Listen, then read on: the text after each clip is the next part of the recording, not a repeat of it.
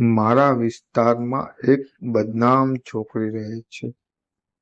તે બદનામ છોકરી શા માટે બની તેની એક સરળ કથા અથવા કહો કે રોમેન્ટિક કથા તમને જણાવું છું. તે જન્મી ત્યારે તેના પિતાનું અવસાન થઈ ગયું હતું.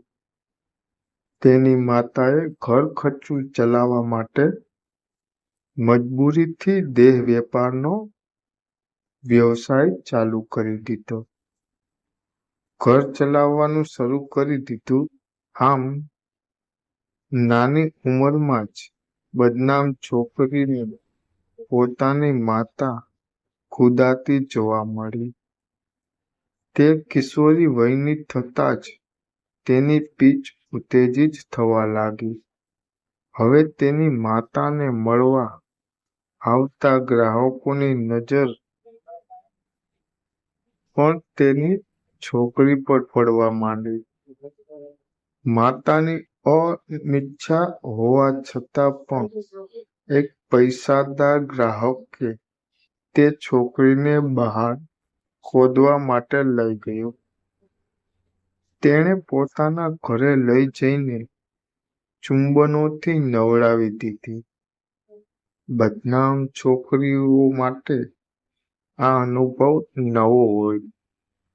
તે જલ્દીથી ઉત્તેજિત થઈ ગઈ. તેણે તેના કપડાં ઉતારવા માંડ્યા. તેણે એક હાથ તેની પીચ પંપાળવામાં લાગ્યો અને બીજો હાથ તેના તરબૂચમાં માલિશ કરવા લાગ્યો.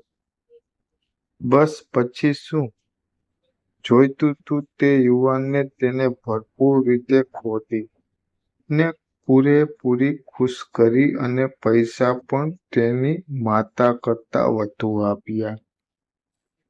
તો મિત્રો, આ છે એક બદનામ છોકરીની કથા.